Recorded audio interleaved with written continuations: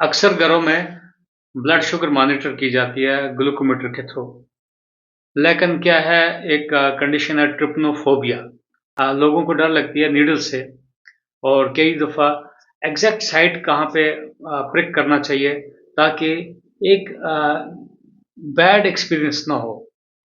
क्योंकि ये अक्सर प्रिक करने पड़ते हैं बार-बार, तो इसलिए कुछ एग्जैक्ट साइट्स चुननी पड़ती हैं ताकि ज़्यादा पेन ना हो।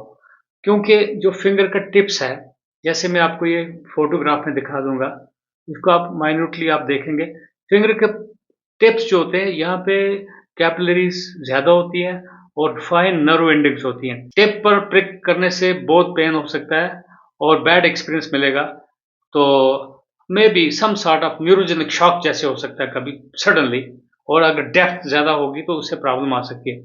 सो preferably most of the times यहाँ पे जो फ्लैशी एरिया होता है, राइट या लेफ्ट साइड पे, यहाँ पे पेन फ्री होता है।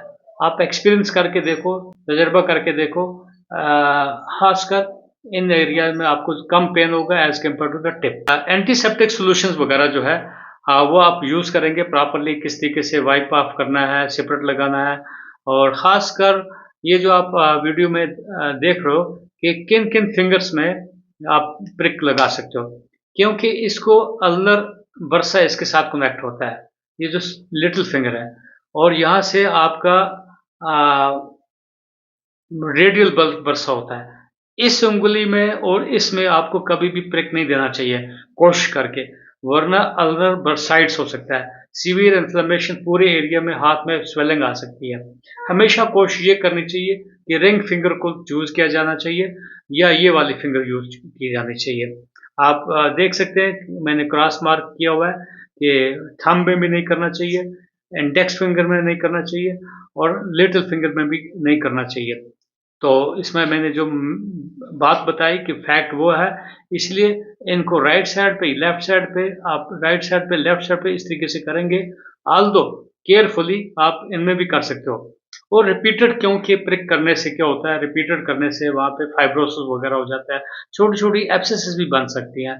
सो एंटीसेप्टिक का केयर ज़्यादा अच्छी तरीके से करना चाहिए। मैं एक डेमोंस्ट्रेशन के लिए आपको मैं ये लेंस सेट का यूज़ दिखाऊँगा कि किस तरीके से लेंस सेट को ओपन करके बड़ी केयरफुली आपको देख लेना चाहिए कि यूज़ करना है, और ख़ासकर कितना डेप्थ में ये जाना चाहिए। अगर आप इसको ज़्यादा फ्रंट से करोगे तो इसमें ज़्यादा पेनफुल होता है, साइडों से करोगे इतना पेनफुल नहीं होता है। कितना लेना है, वो एक टेक्नोक्रेट जो टेक्नीशियंस होते हैं, वो तो बड़े अच्छे तरीके से कर सकते हैं। लेकिन प्रेफरेबली आपको अगर घरों में जो पिन्स वगैरह साथ में जो अटैच्ड होते हैं आपको ग्लूकोमीटर के साथ, जैसे ये वाला, आपको किस किस लेवल पे ये रखना है वो मैटर करता है। आपको ये एक्सपीरियंस से आपको मालूम हो जाएगा कि कितने लेंथ पे ये रखा जाना चाहिए, ताकि आपका डेप्थ में नहीं जाना चाहिए ज़्यादा। अगर ज़्यादा डेप्थ में जाएगा तो हो सकता है ऑस्टियोमाइलाइट्स, इस बूंद में इन्फेक्शन जाके ऑस्टियोमाइलाइट्स भी हो सकती है। क्योंकि कई दफ़ा घरों में जब आप ग्लूकोमीटर से ब्लड शुगर चेक करते हो, तो आपका सेपरेट स्वैब कहीं रेडिली अवेलेबल नहीं होता है। तो उस सूरत में आपको थोड़ा केयर करना चाहिए।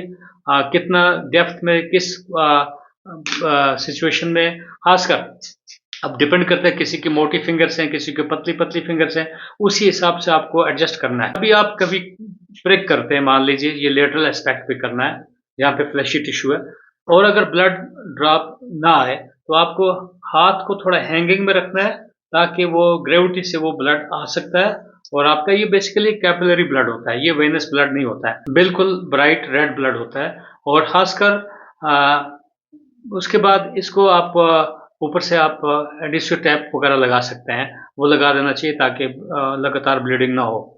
अब नेक्स्ट स्टेप मैं आपको बताऊंगा कि न्यू नेट्स में, पर्टिकुलरली जो नवजायद बच्चा होता है, 28 दिन की उम्र को नवजायद बोलते हैं, न्यू नेट बोलते हैं, उसमें ग्रुपिंग करना पड़ता है, और ब्लड शुगर भी इसी तरीके से इस मेथड से भी कर सकते हैं।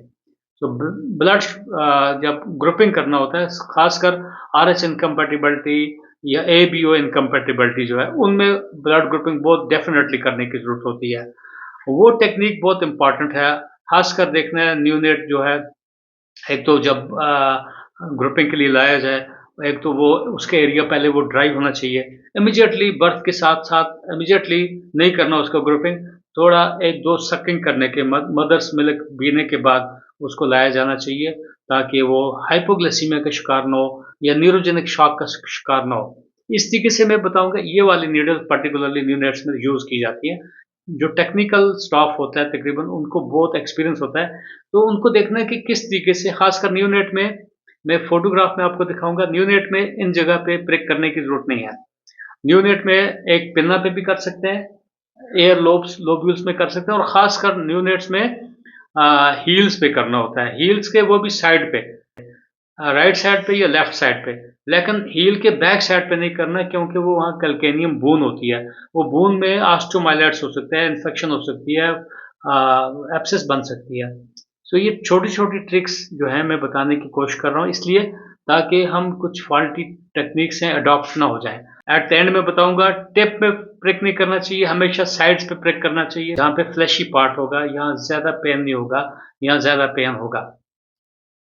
तो एक तो वो बात होगी, बच्चों में जो मैंने बता दिया किस तरीके से करना है, कभी-कभी एयर लोब्यूल्स में भी करना पड़ता है और ख़ासकर हील प्रिक जो होता है बच्चों में जैसे ये फ़ोटोग्राफ में मैं आपको दिखा रहा हूँ, तो ये टेक्निक्स जो हैं ये अडॉप्ट करने चाहिए। ऑल्दो जो टेक्नोक्रेट्स होते हैं या टेक्नीशियंस होते हैं ट्रेन्ड वो तो इसी तरीके से करते हैं, लेकिन अगर घरों में कभी ब्लड शुगर वग़ैरह मॉनिटर करना पड़ता है तो मैंने जो प्रोसीजर बताए टेप पे नहीं करना है, साइड पे आप लगाओगे तो आपका पेन नहीं होगा। और अपने प्रैक्टिकल लाइफ में खासकर टेक्निकल जो लोग होंगे आपस में शेयर करेंगे, डिस्कस करेंगे। मोस्ट इम्पोर्टेंट है जो ट्रिप्नोफोबिया जो है उससे बचने के लिए डर डर जो होता है, प्रिक लगने का डर जो होता है, उससे आप फ्यूचर में आपको बार-बार टेस्ट करने पड़ते हैं। कभी आप राइट हैंड में भी कर सकते हो, लेफ्ट हैंड में भी कर सकते हो, डोमिनेंट हैंड में ज़्यादा करना चाहिए क्योंकि प्रिक लगाने के बाद आप कुछ अगर खाना खाना है, हैंड वॉश करना है, प्रेफरेबली अगर 1 घंटा, आधा घंटा दे दोगे, तो वो ठीक रहेगा ताकि वो सील हो जाती है, तो वो अच्छा रहेगा। इसी तरीके से सैंपल्स लेने के लिए भी ये है कहाँ पे डॉर्सम ऑफ हैंड्स पे सैंपल लिए जाते हैं, यहाँ रेडियल एरिया में सैंपल लिया जाता है, मीडियन क्यूबिटल वेन्स में से सैंपल लिया जाता है। इसमें भी प्रोसीजर ये होगा, बेवल जो होता है वो ऊपर मोड़ के रखना होता है और खासकर सिंपल सी बात है कि सेपरेट स्वैब वगैरह जो है वो यूज़ करना है या बीटाडीन वगैरह लोकल और सेंट्रीपेटल तरीके से वहाँ पे वो इस्तेमाल करना चाहिए ताकि यहाँ से इन्फेक्शन ना जाए। अगर आयाट्रोजेनिक इन्फेक्शन जो है जैसे डॉक्टर्स इंड्यूस या टेक्नीशियंस अगर उसको इंड्यूस करेगा इन्फेक्शन तो उससे बेहतर है कि हमें बहुत एहतियात बरतने की ज़रूरत होती है। Technicians and technocrats and nursing staff सभी इनको इन चीज़ों का उनको मालूम होता है, लेकिन ये चीज़ें मैं क्योंकि घरों में अक्सर ये चीज़ें ब्लड शुगर मॉनिटर वगैरह करना पड़ता है, तो इसलिए मैं बताने की कोशिश कर रहा था। I am sure you have got my message positively. Till next all the best. खुदा हाफ़िज़।